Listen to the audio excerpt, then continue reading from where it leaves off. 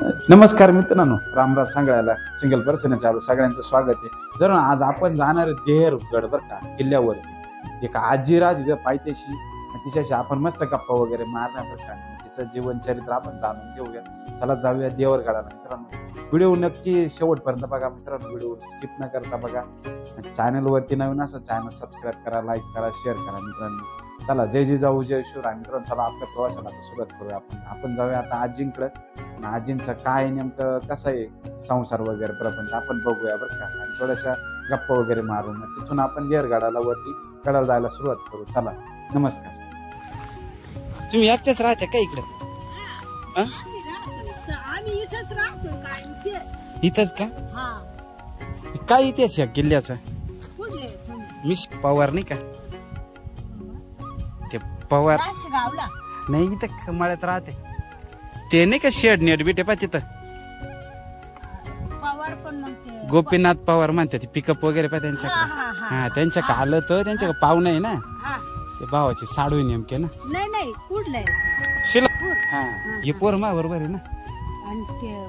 त्यांचं पाहुणं आहे का? कोण? हा त्यांचं पाहुणं आहे ना। नाही नाही पाहुणं म्हणजे ना पाहुणा येईल। हा त्यांच्याकडे पाहुणं येईल। हा मग तुम्ही गेले नाही का? कुठं वर जाऊन आलो ना, लेकावत जायलो तो आता खाली उतरलो। आता म्हणलं चुकले म्हणून नाही नाही हा ते रव्यान हे तो नाही का वातावर ते हा इकडं वरती जाऊन आलं। म्हटलं चला खाली आता जाऊन मग निघू तसंच घरी। मग पाणी बिनी देऊ नाही काय काय पाणी तिथं पेलं पाणी आहे आता, पाणी गाडी तर पाणी काही नाही। ते रव्या फुवारन ते हा रवी तुम्ही एकटेच राहते का? बाबा बिबा नाही? बाबा आहेत। बाबा आहे का? मग बाबा येत मग ही गाडी बैल कोण आणील? बाबाच बरोबर बाबा तुम्ही दोघच राहते का? मग पोर आहेत ना। पोरं कुठे गेले? पोर ना भाऊ एक या मोठाले पैप बनवतात नाही का, हे आपल्या रोड सिमेंटचे सिमेंटचे सातपूरला कामाला सातपूरला तिडला माणूस आहे तो, तिडला माणूस आहे पण तो आहे ना येड त्याची कंपनी मराठी समाजाची, तिकडे राहतोय तो, तिकडे जातोय तो। हा आणि इथं वावर एवढं कर पोर आहे, दोन मुलगे आणि एक मुलगी, नातवंडायचे सगळं। ते रव्याला मी ओळखीते ना पवार। मग विठ्ठल पवार अशी टाकी कोणी कोणी पाणी कानी पळत सुटला पाणी देईल आधी प्यायला। मग तुम्हाला मी ओळखलं नाही का? नाही तो नाही विषय, तिकडून चालले थांबलं यांच्यामुळे थांबलो तर आम्ही। पाणी नाही काही नाही वर घरी याचं पोर ना ग बाई किसनची पाणी देऊ का तुला? बस इकडे बस मी देते बस। जड गाड्या पोर म्हणजे जवळ तरी चालत चांगला आधी ओळखलं मी। मग तुझ्या पहिलीची मुलगी ना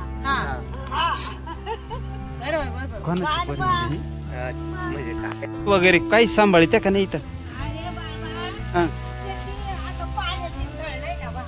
पाणी सगळं वरच, पाणीच नाही, पावसाळा होईल तेवढंच त्यांचं। पावसाव काय करते मग? विहीर आहे नाही काहीच नाही ना ग इथं, आता विहीर आहे नाही ना मारेल काहीच नाही। काय बैलगाडी आणलं पाणी? बैलगाडी याला दे आई, याला लय ताण लागली। इथून जाळून गेलाय आता जवळ पोर तरी लांबचे लोक पाणी प्यायला जवळ राहत तरी येत नाही।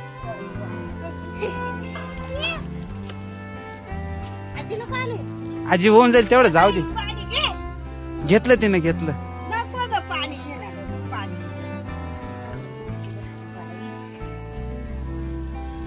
नाही मला पाहिजे, तिला ते वाटलं तिला पाणी लागत आहे। मग इथून जवळ पोर गेली मी येत होती अगं ते पाय आता लांबून चालले सौशे नाही ना एवढं, तू इथं आले असते तुला बरोबर ओळखलं असतं मी। मग पाहिलं मधील तू काय तो बाप मला भांडून पाणी पितो, चिया पितो, आणि तू काय विचार बरं त्याला किती भांड। मग तिथं काय तूर करेल होती का? तुम्ही बहीण भावाला ना? नाही मोठ्याच आहे। नाही नाही तू मोठ्याचा रे आपल्या याचा गोपीनाथचा पाहिलं का कसं पोरं येडून पिन पाण्याचे चाले पिया ग बाई, घे डबल पाणी. बाहेरचे लोक पाहणार नाही काही घाण टाकून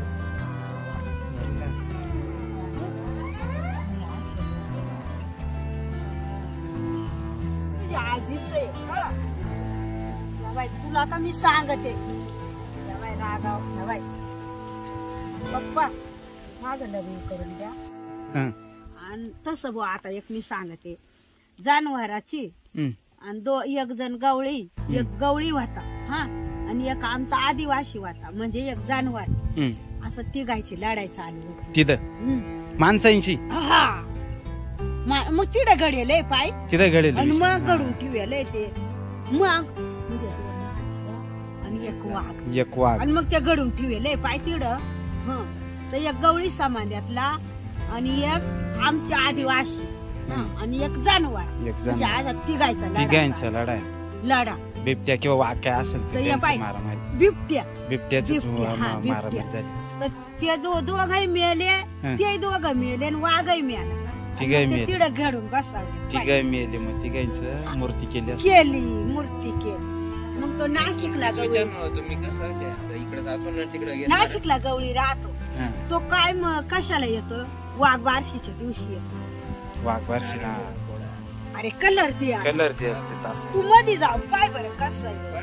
आणि मग तू तो मोठा आहे ना, भुयार आहे का? छोटं मंदिर वडले होते, वडला चालणार बा. तुझ्यापेक्षा एक बहीण आहे ना. मग काय आई पोरं कामाला जाते, मग पोरच का मग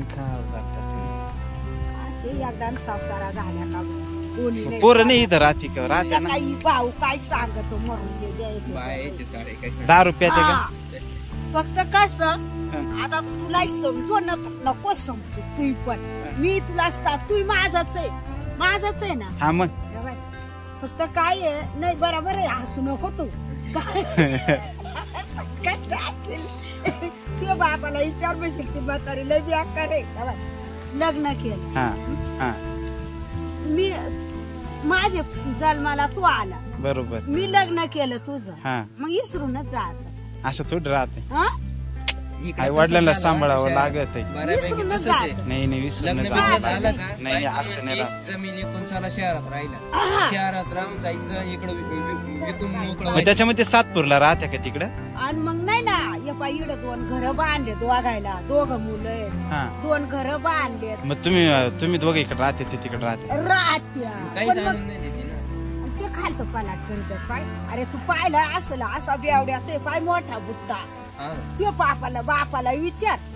हा विचार बापाला माहिती तू मला एवढा जात असेल कोणी. आता हे काही शाळेत जात, कॉलेज जात, शेती करीत होते, कायच बाहेर दिसत होत. कोण शेती करत हा नाही का बरं? शेती वच येतो 11वी शेतीचाच अभ्यास चालू आहे ना.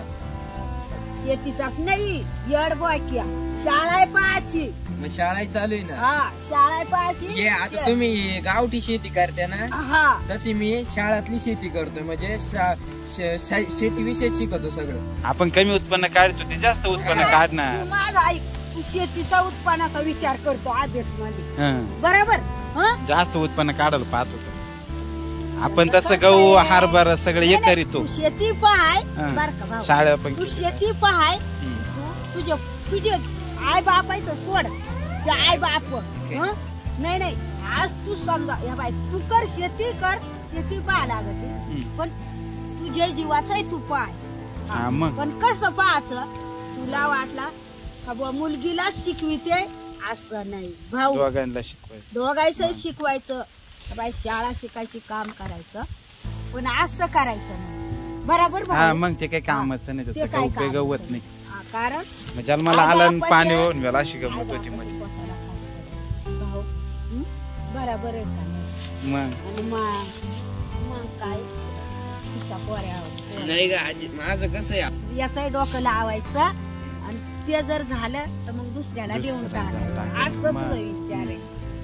बरोबर. फक्त आपली स्वतःची थाईक विकायची नाही, फक्त बाकीची याची त्याची घ्यायची, करायची, चांगली बनवली का विकून टाकायची. हे बळी कोण पडत आहे? शहरातले लोक. पडते मग बरोबर आता आता प्लॉट कसं? जे घेऊन राहिले ना तू आपल्याला 2 पैसे भेटले पाहिजे मग हा?